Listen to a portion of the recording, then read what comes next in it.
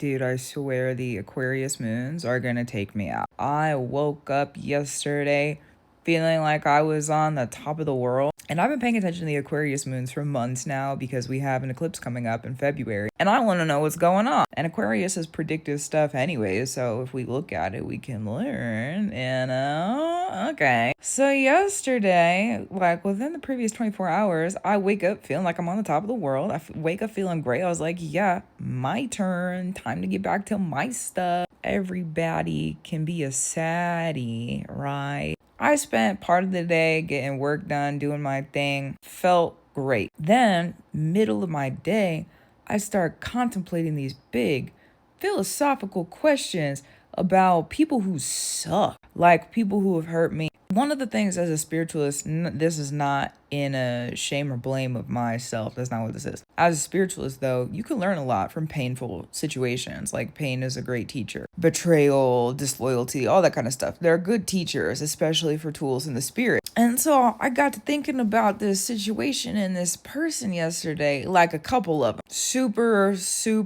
icky, gross, all of them the same pattern, pretty much. And I got to thinking about it, and I swear to God, I sat here on the couch and I just cried about it for like, I don't even know how long. It was one of those like cry that is so primal that there is no controlling it. Like it's so, because sometimes we have like the dainty little tears of like just like the surface level. I feel like somebody reached into, and thank the spirits for helping me with this because I suppose that's also true. I feel like somebody reached inside of my gut and was like, give me that junk. We're getting it out. Ooh, what? You mean me? The junk that was in me? Oh, okay. Yeah, I guess you can have it. Didn't feel like I had a choice in the middle of it. While I'm grateful for how I feel afterwards, because you know, after you have like a great cry, you feel like lighter, you feel good, you feel back to yourself, right? And I've also been Aquarius related stuff. I've been having what I would call breakdowns for breakthroughs for quite some time now. Not the best way to have a breakthrough, but for me, sort of, kind of. Do I like that? No, not at all. Is it what has been offered to me and what works for me? Yeah, apparently. So I had like a bunch of big information come through after I processed all of that emotion yesterday. And it was the weirdest thing too. I feel like the valve for the crying got turned all the way on and then immediately got like shut all the way off afterwards. You know how normally there's like a lead up and then there's a cool down. Nope. Not this time. Spirit said we're gonna blast you with it, and then afterward we're gonna turn it off.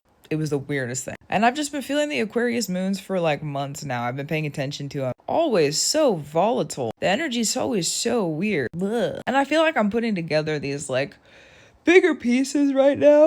Sorry, it was a big yawn. Okay. But I feel like I'm putting together these big pieces right now to some like prophetic puzzle that's been happening basically since I was a kid. Pluto is weird like that. Okay. I'm also ruled by Pluto, so I guess there's that too. But anyways, the Pluto and Aquarius stuff. So what's really gonna happen? Why? Because I was talking to Spirit about it. I was like, clearly you're having me process this for a reason. This doesn't get to come with me into the next era. I'm gonna need the wisdom that's coming out of it for the stuff that's to come up. It was very destiny purpose related stuff. Basically like me seeing all of my destiny and purpose that's been around since I was a kid and the blockages that have happened since I was a kid around that in like very dangerous, serious ways.